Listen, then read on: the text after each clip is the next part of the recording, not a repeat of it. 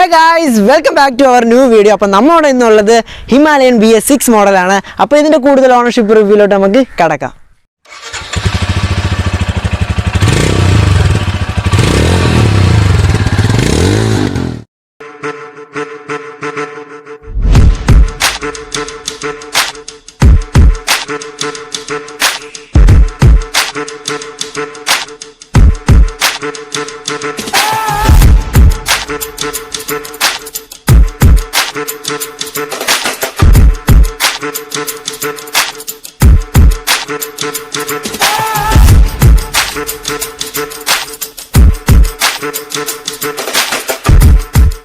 അപ്പോൾ നമ്മുടെ ഈ ഹിമാലയൻ്റെ ഓണറായ അജിൽ നമ്മളോടൊപ്പം ഉണ്ട്. നമുക്ക് കൂടുതൽ വിശേഷങ്ങൾ നമുക്ക് അജിലിനോട് ചോദിക്കാം. അപ്പോൾ അജിൽ എന്തുകൊണ്ടാണ് ഹിമാലയൻ ചൂസ് ചെയ്തത്? ഈ ടൂറിങ് വണ്ടികളിലായിരുന്നു താല്പര്യം. പിന്നെ ഞാൻ എടുക്കാൻ വെച്ചിരുന്നത് മോജോയും ഹിമാലയനുമാണ്. അപ്പോൾ മോജോയുടെ സർവീസൊക്കെ ഇത്തിരി വിഷയമായതുകൊണ്ടാണ് ഹിമാലയനിലോട്ട് വന്നതല്ലേ. അപ്പോൾ ടൂറിങ് വണ്ടികളുടെയാണ് അജിലിന് ഏറ്റവും കൂടുതൽ താല്പര്യം അല്ലേ? അതെ, ടൂറിങ് വണ്ടികളിലാണ് താല്പര്യം. അപ്പോൾ അജില് നമ്മുടെ ഈ ഹിമാലയൻ എടുത്തിട്ട് ഇപ്പോൾ എത്ര നാളായി? ഇപ്പോൾ 1 മാസമായി വണ്ടി എടുത്തിട്ട്. 1 മാസം എടുത്തു. അപ്പോൾ 2021 എഡിഷൻ ആണല്ലേ? അതെ. അപ്പോൾ ഈ 1 മാസത്തെ വണ്ടിയുടെ പെർഫോമൻസ് എങ്ങനെയുണ്ടായിരുന്നു? ഈ 2021 എഡിഷൻ കുറച്ചുകൂടി റിഫൈൻഡ് എഞ്ചിനാണ്. ലീനിയർ പവർ ഡെലിവറിയാണ്. എന്ന് വെച്ചാൽ ഡ്യൂക്ക് പോലെ ഡോമിനാർ പോലെ അത്ര ഇനിഷ്യൽ പുള്ളിങ് ഇല്ല. പേടിപ്പിക്കുന്ന പവറൊന്നും ഇല്ല. ഒരു ബിഗിനറിന് പറ്റിയ പവറാണ്. ബേസിക്കലി ടൂറിങ്ങിന് പറ്റിയ പവറാണ്. അല്ലാതെ വലിയ പവർ ഡെലിവറി ഇല്ല. ടോർക്ക് കൂടുതലാണെങ്കിലും അത്ര പവർ ഡെലിവറി ഇല്ല വണ്ടിക്ക്. നമ്മുടെ ഈ ഹിമാലയൻ എടുത്തിട്ട് ഇപ്പോൾ എത്ര കിലോമീറ്റർ ഇതിൽ കവർ ചെയ്തു? 1300 കിലോമീറ്റർ. 1300 കിലോമീറ്റർ ഏറ്റവും ലോങ്സ്റ്റ് റൈഡ് ഏതായിരുന്നു? ഒരു ദിവസം 140 കിലോമീറ്റർ ഓടിയിട്ടുണ്ട്. ഒറ്റ സ്ട്രെച്ചിൽ 70 കിലോമീറ്റർ കവർ ചെയ്തിട്ടുണ്ട് അല്ലേ? 70 കിലോമീറ്റർ ഒറ്റ സ്ട്രെച്ചിൽ പോകുന്ന സമയത്ത് വണ്ടിയുടെ റൈഡിംഗ് കംഫർട്ട് എങ്ങനെയുണ്ടായിരുന്നു? റൈഡിംഗ് കംഫർട്ടൊക്കെ പക്കയാണ്. ഈ സീറ്റിംഗ് പഴയ എഡിഷനേക്കാളും കുഷൻഡാണ്. അതുകൊണ്ട് സീറ്റിംഗ് ലോങ് റൈഡ് പോകുമ്പോൾ വേറെ പെയിനോ അതൊന്നും ഫീൽ ചെയ്യാറില്ല. സീറ്റിംഗ് പക്കയാണ്. അപ്പോൾ റൈഡിംഗ് കംഫർട്ടും അതുപോലെ പക്കയാണല്ലേ? സീറ്റിംഗും റൈഡിംഗ് കംഫർട്ടും എല്ലാം പക്കയാണ്. വണ്ടിയുടെ റൈഡിംഗ് കംഫർട്ട് ചോദിച്ചതിക്ക് വണ്ടിയുടെ വൈബ്രേഷനെ പറ്റി എന്താണ് പറയാനുള്ളത്? വൈബ്രേഷൻ നമ്മൾ ടോപ്പ് സ്പീഡിൽ പോകുമ്പോൾ കുറച്ച് വൈബ്രേഷൻ ഉണ്ട്. ഹാൻഡിൽ ബാറിൽ മാത്രം ഇത്തിരി വൈബ്രേഷൻ ഉണ്ട്. ലോങ് പോകുമ്പോഴൊക്കെ ഒരു കോൺസ്റ്റന്റ് ആയിട്ട് 90+ പോവുകയാണെങ്കിൽ ഹാൻഡിലായിട്ട് ചെറിയ വൈബ്രേഷൻ ഉണ്ട്. പഴയ വണ്ടികൾ അത്ര വൈബ്രേഷൻ ഇല്ലെങ്കിലും ഹാൻഡിൽ ബാറിലായിട്ട് ചെറിയ വൈബ്രേഷൻ ഉണ്ട്. അല്ലാതെ ഫുഡ് പെക്കിലോ സീറ്റിലോ ഒന്നും വൈബ്രേഷൻ ഫീൽ ചെയ്തിട്ടില്ല ഇതുവരെ. ഹാൻഡിൽ ബാറിൽ മാത്രം ചെറിയ വൈബ്രേഷൻ ഫീൽ ചെയ്യാറുണ്ട്. അപ്പോൾ നമ്മൾ എന്തായാലും വണ്ടിയുടെ വൈബ്രേഷനെ പറ്റി പറഞ്ഞു. അപ്പോൾ നമ്മൾ ചോദിക്കണേ, ഹീറ്റിംഗ് എങ്ങനെയുണ്ടായിരുന്നു? വണ്ടിയുടെ ഒരു ഹീറ്റിംഗ് എക്സ്പീരിയൻസ് ഒക്കെ എങ്ങനെയുണ്ടായിരുന്നു? ഹീറ്റിംഗ് ഇഷ്യൂ വണ്ടിക്ക് ഉണ്ട്. ഈ ഡെഡ് ട്രാഫിക്കിലും ലോ ഗിയർസിലൊക്കെ പോകുമ്പോൾ ഹീറ്റിംഗ് ഫീൽ ചെയ്യാറുണ്ട്. ഈ എക്സോസ്റ്റ് പൈപ്പ് താഴെ കൂടെ അല്ലേ പോയിരിക്കണേ, ഫുഡ് പെക്കിന്റെ സൈഡിൽ കൂടെ പോയിക്കണോണ്ട് ഫുട്ടിലൊക്കെ നല്ല ഹീറ്റിംഗ് ഉണ്ട്. ഈ ഒരു 390 ഒക്കെ വെച്ച് നോക്കുകയാണെങ്കിൽ അത്ര ഹീറ്റിംഗ് ഇല്ല. എന്നാലും ഈ BS6 2021 എഡിഷനിൽ ഹീറ്റിംഗ് ഇഷ്യൂ ഉണ്ട്. ഹീറ്റിംഗ് ഇഷ്യൂ നല്ലതും ഉണ്ട്. അപ്പോൾ അജിലെ, നമ്മുടെ ഈ 70 കിലോമീറ്റർ ഒറ്റ സ്ട്രെച്ചിൽ പോകുന്ന സമയത്ത് വണ്ടിയുടെ ഈ സസ്പെൻഷനെ പറ്റി എന്ത് പറയുക? സസ്പെൻഷൻ എക്സ്പീരിയൻസ് ഒക്കെ എങ്ങനെയുണ്ടായിരുന്നു? സസ്പെൻഷനൊക്കെ നല്ല സസ്പെൻഷനാണ്. കേരളത്തിലെ റോഡുകൾക്ക് പറ്റിയിട്ടുള്ള സസ്പെൻഷനാണ്. ഈ ഗട്ടറിലൊക്കെ ഇറങ്ങുമ്പോൾ ഫീൽ ചെയ്യാൻ കഴിയില്ല. ബാക്കി വണ്ടികളെ പോലെ നമ്മൾ സസ്പെൻഷൻ നല്ലപോലെ ആയതുകൊണ്ട് ഫ്രണ്ടിലൊന്നും ഒരു സ്മൂത്ത് ആയിട്ട് പോകും. ഗട്ടർ ഹമ്പ് എല്ലാം അബ്സോർബ് ചെയ്ത് നല്ല ഒരു ഇറിറ്റേഷനും ഫീൽ ചെയ്യാത്ത രീതിയിൽ വണ്ടി ഓടിക്കാൻ പറ്റും. അപ്പോൾ സസ്പെൻഷനെ പറ്റി നമ്മൾ ഹാപ്പിയാണല്ലേ? സസ്പെൻഷൻ ഹാപ്പിയാണ്. വണ്ടിയുടെ ടയറിന്റെ പെർഫോമൻസ് ഒക്കെ എങ്ങനെയുണ്ട്? ഇതിൽ സ്റ്റോക്കായിട്ട് വന്നിരിക്കുന്ന ഓഫ് റോഡിങ് സീറ്റിന്റെ ഓഫ് റോഡിങ് ടയേഴ്സ് ആണ്. അപ്പോൾ ഇത് അഡ്വഞ്ചർ വണ്ടി ആയതുകൊണ്ട് തന്നെ ഓഫ് റോഡിങ് പോകുമ്പോൾ നല്ല ഗ്രിപ്പ് കിട്ടാറുണ്ട്. റോഡിലും അത്യാവശ്യം ഗ്രിപ്പ് കിട്ടാറുണ്ട്. പക്ഷെ മെയിനായിട്ട് ഓഫ് റോഡിങ് പർപ്പസാണ്. ഓഫ് റോഡിങ് പർപ്പസിനാണ് ഈ ടയേഴ്സ്. അപ്പോൾ ഓഫ് റോഡിങ് പോകുമ്പോൾ നല്ല ഗ്രിപ്പ് കിട്ടാറുണ്ട്. വേറെ ഈ മണ്ണിലൂടെയൊക്കെ പോകുമ്പോഴും വേറെ വിഷയമൊന്നുമില്ല, നല്ല ഗ്രിപ്പ് കിട്ടാറുണ്ട്.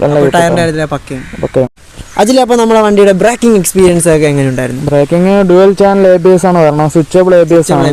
നമ്മൾ ഹൈവേയിൽ സിറ്റിയിൽ പോകുമ്പോൾ ABS ഓൺ ആക്കിയാണ് പോകുന്നത്. ഓഫ് റോഡിങ് പോകുമ്പോൾ ABSന്റെ ആവശ്യമില്ലാത്തതുകൊണ്ട് ഓഫ് ചെയ്യാം.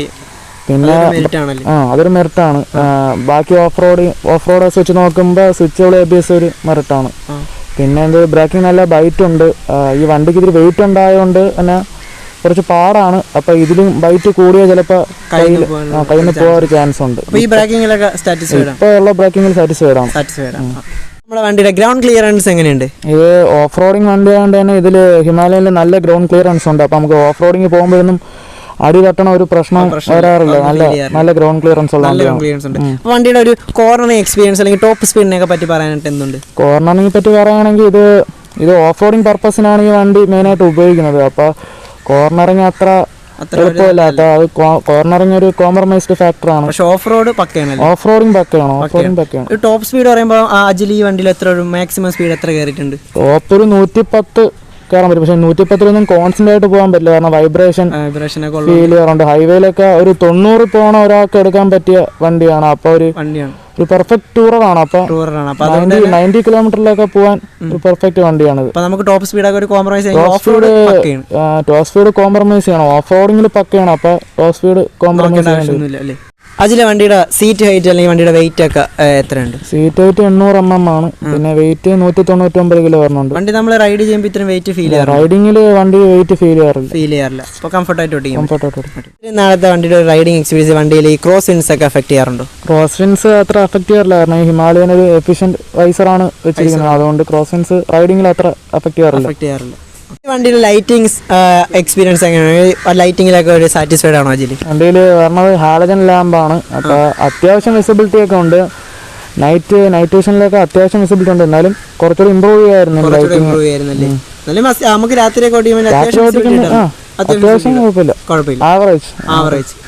അപ്പോൾ അജില്ല, നമ്മുടെ വണ്ടിയിലെ മീറ്റർ കൺസോളൊക്കെ എങ്ങനെയാണ്? ഈ ഒരു 2021 എഡിഷൻ ഹിമാലയയിൽ വന്ന മീറ്റർ കൺസോൾ എങ്ങനെ? അഡ്വാൻസ്ഡ് ആണ്. പുതിയ മീറ്റർ കുറച്ച് അഡ്വാൻസ്ഡ് ആണ്. പിന്നെ പുതിയ ചേഞ്ച് ആയിട്ട് ട്രിപ്പർ നാവിഗേഷൻ വന്നിട്ടുണ്ട്. ബ്ലൂടൂത്ത് കണക്ടിവിറ്റി, നമ്മൾ ഡയറക്ഷൻ അറിയാൻ വേണ്ടി ട്രിപ്പർ നാവിഗേഷൻ വന്നിട്ടുണ്ട്. ഈ മീറ്റർ കൺസോൾ വെയിലത്തൊക്കെ വിസിബിലിറ്റി കിട്ടും. പണ്ടത്തേക്കാളും ക്ലസ്റ്ററിലുള്ള ലൈറ്റ് വ്യത്യാസമുണ്ട്. അപ്പോൾ അതിൻ്റെ ഒരു മഞ്ഞ യെല്ലോ ലൈറ്റ് ആണ്. ഇപ്പോൾ വൈറ്റ് ആണ്.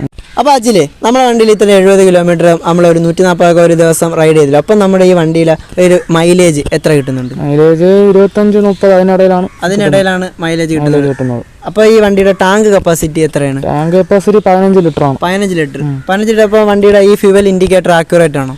ഫ്യൂൽ ഇൻഡിക്കേറ്റർ അത്ര ആക്യുറേറ്റ് അല്ല, സ്ലോ ലോഡിംഗ് ആണ്. പമ്പിന്ന് അടിച്ചു കഴിഞ്ഞാലും കുറച്ച് സമയം എടുക്കും ലോഡാവാനല്ലേ. അപ്പം കുറച്ച് ആക്യുറേഷൻ കുറച്ച് പ്രശ്നമാണ്. അജിൽ, അപ്പം നമ്മുടെ ഈ ഹിമാലയന്റെ ബിൽഡ് ക്വാളിറ്റിനെ പറ്റിയൊക്കെ എന്ത് പറയണ്ടേ? ബിൽഡ് ക്വാളിറ്റി ടാങ്ക് ഒക്കെ നോക്കുകയാണെങ്കിൽ കുഴപ്പമില്ല. പക്ഷേ ഈ വെൽഡിംഗ് പാർട്ടിലോട്ട് വരുമ്പോൾ ചില സ്ഥലങ്ങളിൽ പ്രശ്നമുണ്ട്. വെൽഡിംഗ് കട്ട് പ്രശ്നമാണ്. അറിയാൻ പറ്റുമല്ലോ അത് ഇത്തിരി അറിയാൻ പറ്റും. പെർഫെക്ഷൻ അത്ര 100% അല്ല. അപ്പോൾ കുറച്ച് സാറ്റിസ്ഫൈഡ് ആണ്. അജിലെ, നമ്മുടെ ഈ ഹിമാലയൻ 2021 എഡിഷൻ BS6 മോഡൽ നമ്മളിപ്പോൾ ഒരു മാസം ഉപയോഗിച്ചില്ല. അപ്പോൾ അജിലിന് ഈ വണ്ടിയിൽ ഏറ്റവും ഇഷ്ടപ്പെട്ട കാര്യങ്ങൾ, ഈ മേറ്റ്സ് എന്നൊക്കെ പറയാൻ പറ്റുന്നത് എന്തൊക്കെയാണ്? കറക്റ്റായിട്ട് പറയാൻ പറ്റുകയാണെങ്കിൽ ഈ പ്രൈസ് റേഞ്ചിൽ ഒരു നല്ല ടൂറർ പ്ലസ് ഓഫ് റോഡറാണ്. ഓഫ് റോഡിങ്ങിനും ടൂറിങ്ങിനും ഇതിനേക്കാളും കംഫർട്ടബിൾ ആയിട്ട് വണ്ടിയില്ലെന്ന് തന്നെ തോന്നും. അതാണ്. പിന്നെ ഈ റൈഡിങ് പൊസിഷനും റൈഡിങ് കംഫർട്ടും എല്ലാം പക്കയാണ്. Riding കംഫർട്ടാണ് main.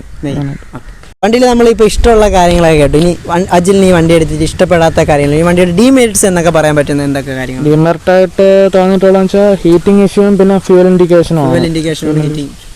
ഈ വണ്ടി നല്ല ഹീറ്റിംഗ് ഫീൽ ചെയ്യാറുണ്ട്. ഹീറ്റിംഗ് സിറ്റി ഏരിയകളിലും പിന്നെ ട്രാഫിക്കിലൊക്കെ നല്ലൊരു ഹീറ്റിംഗ് ഫീൽ ചെയ്യാറുണ്ട്. ലോ ഗിയറിൽ പോകുമ്പോൾ ഒരു ഹീറ്റിംഗ് ഫീൽ ചെയ്യാറുണ്ട്. പിന്നെ ഫ്യൂൽ ഇൻഡിക്കേഷൻ അത്ര ആക്യുറേറ്റ് അല്ല. അപ്പം ആ ഒരു രണ്ട് കാര്യങ്ങൾ വെച്ചാൽ വണ്ടി പെർഫെക്റ്റ് ആണ്. അപ്പോൾ അജിലെ, നമ്മുടെ 2021 edition Himalayan BS6 on road ഇറങ്ങിയപ്പോൾ എത്ര രൂപയായി? ഓൺ റോഡ് ഞാനിപ്പോൾ എക്സ്ട്രാ ഫിറ്റിംഗ് ആയിട്ട് ക്രാഷ് ഗാർഡ്, സ്റ്റോക്കിൽ ക്രാഷ് ഗാർഡ് പറഞ്ഞില്ല. പിന്നെ അതും എക്സ്ട്രാ വാറണ്ടി 5 കൊല്ലത്തേക്കുള്ള എക്സ്ട്രാ വാറണ്ടി നിങ്ങൾ എടുത്തപ്പോൾ 2,40,000. 2,40,000 രൂപ. അപ്പോൾ വണ്ടിയുടെ ഇപ്പം എത്ര സർവീസ് കഴിഞ്ഞു? വണ്ടി ഇപ്പോൾ ഫസ്റ്റ് സർവീസ് കഴിഞ്ഞതേ ഉള്ളൂ. 500 കിലോമീറ്ററിൽ ഫസ്റ്റ് സർവീസ്. സർവീസ് കോസ്റ്റ് എങ്ങനെയായിരുന്നു? സർവീസ് ഫസ്റ്റ് ഫ്രീ സർവീസ് ആണ്, 9,000 രൂപയാണ്. അപ്പോൾ വണ്ടിയുടെ സർവീസ് ഒക്കെ എങ്ങനെ? ഗുഡായിരുന്നു? സർവീസ് ഒക്കെ സാറ്റിസ്ഫൈഡ് ആണ്. ഇനി ഹിമാലയ 2021 എഡിഷൻ ഇപ്പോൾ ഇനി എടുക്കുന്നവരുണ്ട്, ഈ വീഡിയോ കാണുന്ന മിക്കുള്ളവരും എടുക്കാനായിട്ട് ഇരിക്കുന്നവരായിരിക്കും. അപ്പം അവരോടെയൊക്കെ എന്ത് പറയാനുണ്ട്? വണ്ടി ഒരു പെർഫെക്റ്റ് ടൂററാണ്. ടൂറർ പ്ലസ് ഓഫ് റോഡറാണ് ഈ വണ്ടി. അല്ലാതെ ട്രാക്ക് പർപ്പസിനോ പിന്നെ ടോപ്പ് സ്പീഡ് നോക്കി എടുക്കേണ്ട ഒരു വണ്ടിയല്ല. ടൂറിങ്ങിനും ഓഫ് റോഡിങ്ങിനും വേണ്ടി നോക്കി എടുക്കുകയാണെങ്കിൽ ഈ വണ്ടി ബെസ്റ്റ് ഓപ്ഷൻ ആണ്. ഈ ഒരു പ്രൈസ് റേഞ്ചിൽ ഒരു പെർഫെക്റ്റ് ഓഫ് റോഡറാണ്. അപ്പോൾ ഈ വണ്ടിയിൽ അജിൽ എന്തായാലും പെർഫെക്റ്റ് സാറ്റിസ്ഫൈഡ് ആണ്. അപ്പോൾ ഇത്രയും നേരം നമ്മുടെ ഈ ഹിമാലയൻ 2021 BS6 മോഡലിൻ്റെ ഓണർഷിപ്പ് റിവ്യൂ നമ്മളോട് പറഞ്ഞു തന്നത് നമ്മുടെ അജിലാണ്. അപ്പോൾ അജിലെ, താങ്ക് യു. അപ്പോൾ നമുക്ക് വീണ്ടും കാണാം. അപ്പോൾ നിങ്ങൾ എൻ്റെ ഈ ചാനൽ ആദ്യമായിട്ടാണ് കാണുന്നതെങ്കിൽ ഇതുപോലുള്ള ഓണർഷിപ്പ് റിവ്യൂക്കും പുതിയ വണ്ടികളുടെ റിവ്യൂസിനായിട്ട് എൻ്റെ ഈ ചാനൽ നിങ്ങൾ സബ്സ്ക്രൈബ് ചെയ്യുക. അപ്പോൾ വീണ്ടും പുതിയൊരു വീഡിയോ കാണുന്നതിലേക്കും ബൈ.